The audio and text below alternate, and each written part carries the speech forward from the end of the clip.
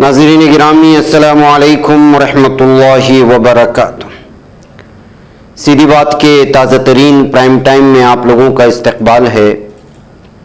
नाज़रीन गिरामी, मैं अंसार अजीज़ नदवी इस वक्त आप लोगों के सामने कुछ अहम तरीन ख़बरें, कुछ वायरल वीडियोस और कुछ तनकीदी तज़्ज़िये लेकर के हाजिर हुआ।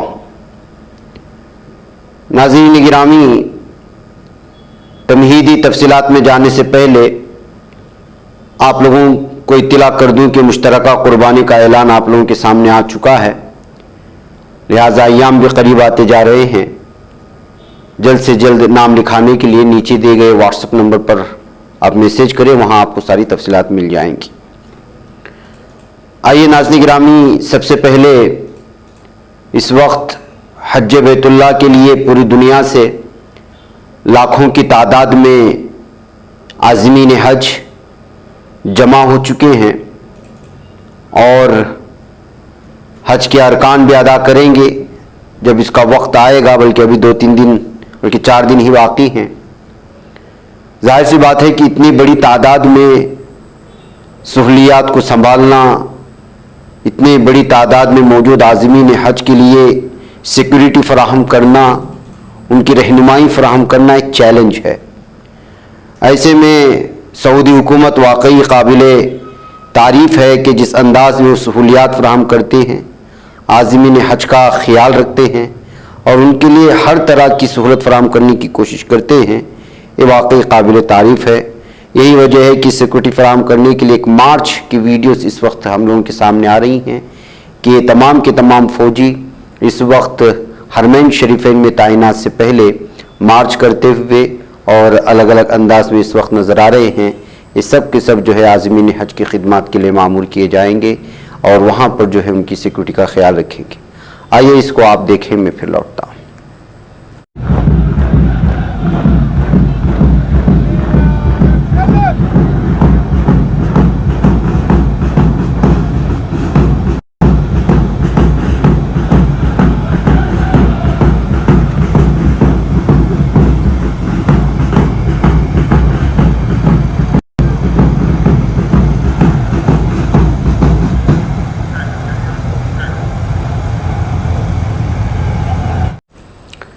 नाज़रीन गिरामी, एबीवीपी के गुंडों की जो है गुंडागर्दी थमने का नाम नहीं ले रही। अब भोपाल से एक कॉलेज से ये वीडियो आ रही है जहां पर बताया जा रहा है कि एबीवीपी के गुंडे बुरी तरह से जो है उसके गेट पर तोड़फोड़ करते हुए, गुंडागर्दी करते हुए नजर आ रहे हैं। अब ये वीडियो शेयर करते हुए लोगों ने अलग अलग तरह के तबसरे किए हैं कि बीजेपी से वाबस्ता मुख्तलिफ किस्म की तंजीमें हों या हिंदुत्व से वाबस्ता तंजीमें, या आजकल इंसानियत से परे हैवानियत की हदें पार करते हुए नज़र आ रहे हैं और हर तरफ इनकी ये शिकायतें मिलती हैं। लेकिन चूंकि इन्हीं की जहनीत की हुकूमत है, इसलिए इनके ख़िलाफ़ कोई कार्रवाई करती नज़र नहीं आती। ये कहते हुए जब कभी इस तरह की तस्वीरें या वीडियो सामने आती हैं तो सोशल मीडिया में पढ़ने को मिलता है और बहुत ही ज़्यादा तनकीद की जाती है। आइए नाज़रीन गिरामी, अब चलते हैं दिल्ली और दिल्ली की इस वीडियो को आप देख लें कि यहाँ पर मंडा वाली एरिया में एक टेंपल के पोर्शन को जो है हटाने की कोशिशें हो रही थी इंतज़ामिया की जानिब से। तो इस मौके पर यहाँ पर मकामी लोग और बिलखुसूस ख़वातीन ने बहुत बड़े पैमाने पर एहतिजाज दर्ज किया है और जो है मंदिर का एक हिस्सा तोड़े जाने पर एहतिजाज दर्ज करते हुए पूरी तरह से जो है सड़कों पर निकल आ रहे हैं। इस मौके पर पुलिस उनको कंट्रोल करती हुई और एहतिजाजियों को हटाती हुई नज़र आ रही है।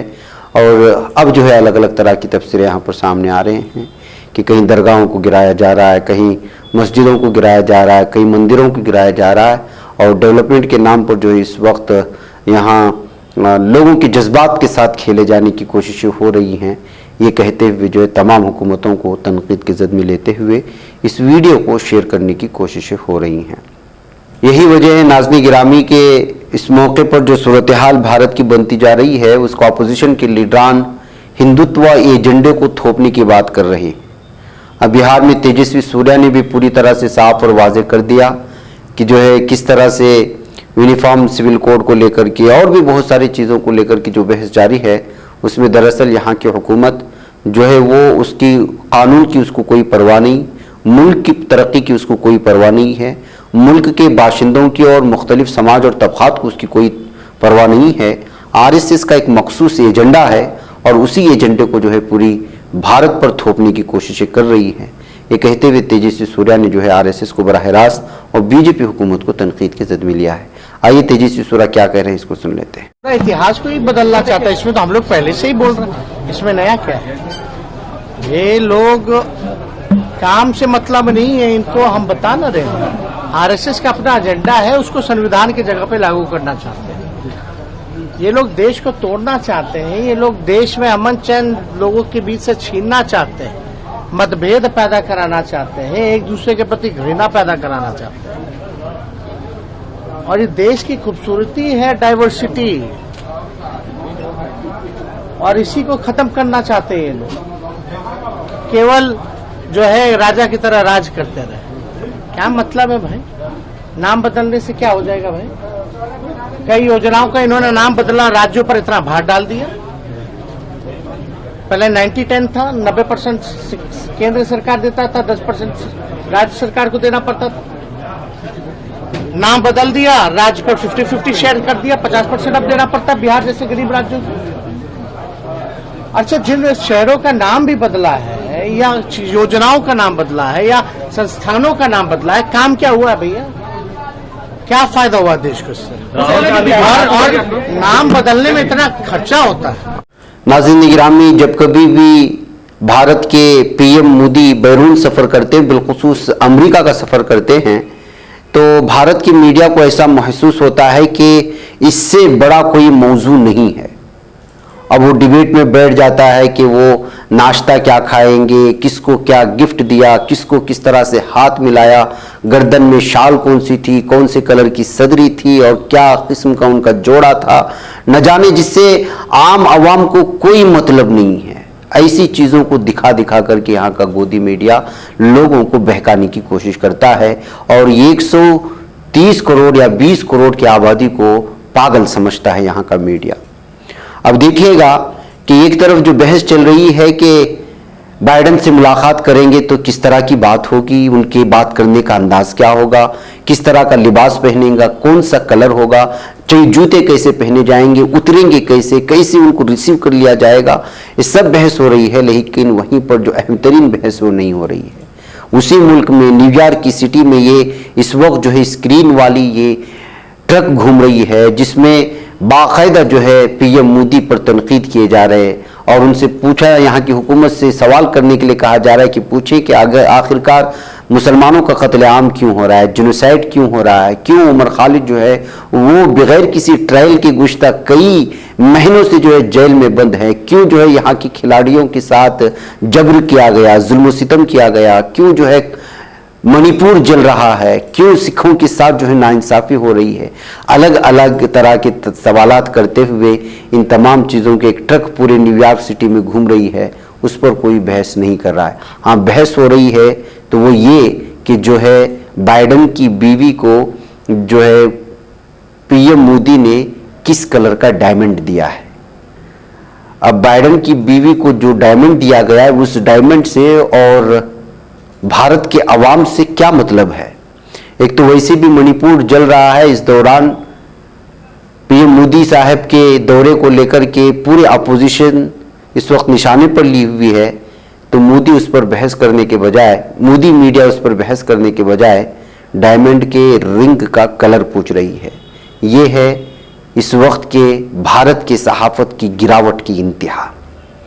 बहरकैफ, आइए नाज़रीन गिरामी चलते हैं। बेंगलुरु में साफ चैंपियनशिप में कल बुध की शब हिंदुस्तान और पाकिस्तान के दरमियान फुटबॉल मैच खेला गया था, लेकिन ये मैच बेंगलुरु के श्रीकांतेरा स्टेडियम में जो खेला गया वहां पर कुछ झड़प होने की खबरें आई हैं। दरअसल हिंदुस्तान के हेड कोच एगोर स्टेमिक ने पाकिस्तानी खिलाड़ी अब्दुल्ला इकबाल की थ्रो इन पर एतराज़ किया था, जिसके बाद मैच में झगड़ा हो गया। जिस वक्त झगड़ा शुरू हुआ हिंदुस्तान 0.2 से पाकिस्तान से आगे था, यानी 2 पॉइंट आगे था और मैच अपने पहले हाफ के आखिरी लम्हात में था। और आपको बता दूं कि इसमें पाकिस्तान हार चुका है 0.5 के एतबार से। लेकिन ये मैच इसलिए भी सुर्खियों में आ गया कि इसमें पाकिस्तानी डिफेंडर अब्दुल्ला इकबाल जब थ्रो इन करने वाले थे कि हिंदुस्तान के हेड कोच उनके पास गए और गेंद को हिट कर दिया। पाकिस्तानी खिलाड़ियों को अपने कोच पर जारहाना होते देखकर भारतीय खिलाड़ी भी कोच के बचाव को आ गए। आपको बताते चले कि लाइव मैच में झड़प के बाद हिंदुस्तान के हेड कोच को रेड कार्ड और पाकिस्तान के कोच को पीला कार्ड दिखाया गया था। बैकअप नाज़रीन गिरामी, इस फुटबॉल मैच में हिंदुस्तान ने पाकिस्तान को 0-4 से शिकस्त दी है। इस मैच के साथ ही दोनों टीमों ने सेफ चैंपियनशिप में भी अपनी मुहिम का आगाज कर लिया। इधर नाज़रीन गिरामी, चीन की रेस्तरां में गैस लीक के सबब धमाका होने की खबरें आ रही हैं और 31 अफराद के हलाक होने की खबरें भी जो है इस वक्त मुख्तलिफ अखबारात के हवाले से आ रही हैं। चीन के नंगशाई होई खुद मुख्तार इलाके यनचुआन में एक बारबेक्यू रेस्टोरेंट में बुध की रात हुए धमाके में 31 अफराद हलाक हो गए और ये बहुत बड़ा हादिसा था। मकामी अफसरान ने जुमेरात को इस बात की इत्तला दी। धमाका तकरीबन 8:40 पर यनचुआन के जिला जिंगकिंग के एक मसरूफ सड़क पर हुआ, जो रेस्तोरां के ऑपरेटिंग एरिया में माय पेट्रोलियम गैस के खराज की वजह से हुआ था। ये वाकया उस वक्त पेश आया जब लोग ड्रैगन बूट फेस्टिवल मनाने के लिए जमा हुए थे। ये चीन में एक कौमी तातील है जिसमें कश्तियों की रेस होती है और इस दौरान मोमोस बनाए जाते हैं। आईनी शाहिदीन के मुताबिक उन्होंने एक जोरदार आवाज सुनी और उसके फौरन बाद ही इलाके में सियाह धुआं फैल गया। इसके साथ ही कुकिंग गैस की बदबू चारों तरफ फैल गई। कम्युनिस्ट पार्टी ऑफ चाइना के नंगशिया हुई खुद मुख्तार इलाके के मुताबिक धमाके के नतीजे में 38 अफराद जख्मी हुए और इमदादी कोशिशों के बावजूद 31 अफराद हलाक हो चुके। 7 जख्मी हैं जिनका तिब्बी इमदाद जारी है, जिनमें से एक की हालत तशवीशनाक बनी हुई है। तो नाज़रीन गिरामी, कल रात चीन में एक रसोई गैस के धमाके ने इस कदर जो है तबाही मचाई कि जो है यहाँ पर 31 लोगों की जान चली गई है, जो इस वक्त सुर्खियों में आई। नाज़रीन गिरामी, केरला हाईकोर्ट ने आरएसएस के अरकान को मंदिर के इहाते में बड़े पैमाने पर मॉस ड्रिल और हथियारों की मुबैना ट्रेनिंग के बारे में नोटिस भेजा है। लाइफ लॉ के मुताबिक 2 भक्तों और मंदिर के आसपास की रिहायशियों की तरफ से तिरुवनंतपुरम के श्री सरकारा देवी मंदिर के इहाते में आरएसएस के अरकान की तरफ से बड़े पैमाने पर मशक और हथियारों की ट्रेनिंग के खिलाफ दायर की गई दरखास्त में कहा गया है कि आरएसएस के अरकान की मुबैना कार्रवाई से मंदिर में आने वाले अकीदतमंदों और जायरीन बिलखुसूस खवातीन और बच्चों को मुश्किलात का सामना करना पड़ता है। नीज मेंबरान बड़े पैमाने पर ड्रिल हथियारों की ट्रेनिंग के एक हिस्से के तौर पर बुलंद आवाज में जोर जोर से नारे लगाते हैं। इस तरह मंदिर के पुरअमन माहौल में खलल पड़ता है, ये कहते हुए जो है इस वक्त इसको अलग तरह से देखा गया है। नाज़रीन गिरामी, जैसा कि आप जानते हैं कि इस वक्त जो है बजरंगल हो या करनी सेना हो और जितने भी ये हिंदुत्व राइट विंग जितने भी इस वक्त तंजीमें हैं, सब के सब जो है इस वक्त अपने अपने कारकुनान को मुहलिक हथियारों की ट्रेनिंग दे रहे हैं। ऐसी सूरत हाल में लगातार जो है एतराज़ात बढ़ते जा रहे हैं, लेकिन इसके बावजूद कोई कार्रवाई हुकूमत की जानिब से न होने और भी बहुत सारी चीज़ों की वजह से जो है इस वक्त जो है इनकी ये ड्रिल मास और ये बहुत सारी चीज़ें जो है वो तनकीद के जद में है। लेकिन आप जानते हैं कि जिसकी लाठी उसकी भैंस। नाज़रीन गिरामी, कल हमने आपको बताया था कि कर्नाटक में एक होटल में ला इलाहा इल्लल्लाह यानी कलमे शहादत की तौहीन की गई थी। एक अपने आप को कहे कन्नड़ा तंजीम का जो है एक लीडर कहने वाला, और सारी तफसीलात आपके सामने रखी थी, लेकिन उसने माफ़ी मांग ली है और कहा है कि जो है वो समझ रहा था कि वो उर्दू ज़बान में, उसको सिर्फ उर्दू ज़बान समझ में आई और हम उसे पता नहीं था कि जो है एक मुस्लिम समाज से वाबस्ता जो है अकीदत से जुड़ी हुई चीज़ है, लिहाजा जो है वो बग़ैर किसी शर्त के माफ़ी मांगता है।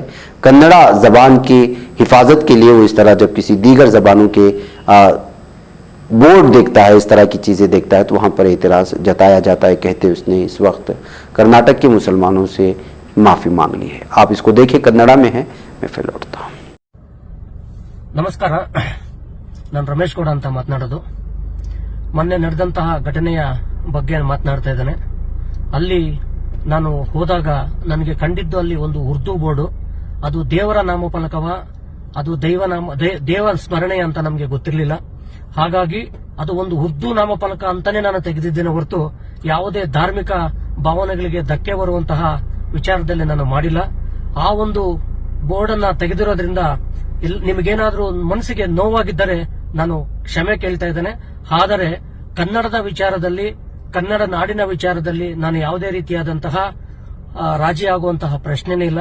ನೀವು ಸಹ ಕನ್ನಡವನ್ನ ಬಳಸಿ ಅಂತ ಹೇಳ್ತಾ, ಮತ್ತೊಮ್ಮೆ ನಿಮ್ಮ ಭಾವನೆಗಳಿಗೆ ಧಕ್ಕೆ ಆಗಿದ್ದರೆ, ಯಾವುದೇ ನಾನು ಜಾತಿಯ ವಿರುದ್ಧ, ಧರ್ಮದ ವಿರುದ್ಧ, ದೇವರ ವಿರುದ್ಧ ಅಲ್ಲ, ನನಗೆ ಕಂಡಿದ್ದು ಅಲ್ಲಿ ಉರ್ದು ಅಷ್ಟೇ. ಅದು ದೇವರ ನಾಮಫಲಕ ಅಂತ ನನಗೆ ಗೊತ್ತಿರಲಿಲ್ಲ. ಹಾಗಾಗಿ ಅದನ್ನ ಕಿತ್ತಿದ್ದೇನೆ. ಅದರಿಂದ ನಿಮ್ಮ ಮನಸ್ಸಿಗೆ ನೋವಾಗಿದ್ದರೆ, ನಿಮ್ಮ ಭಾವನೆಗಳಿಗೆ ಧಕ್ಕೆ ಆಗಿದ್ದರೆ ನಾನು ಕ್ಷಮೆ ಕೇಳ್ತಾ ಇದ್ದೇನೆ. ನಮಸ್ಕಾರ. मैं कह आपने इसको सुना, मुझे इजाजत दें, इंशाल्लाह फिर आप लोगों से मुलाकात होगी। अस्सलाम वालेकुम रहमतुल्लाहि व बरकातुहू।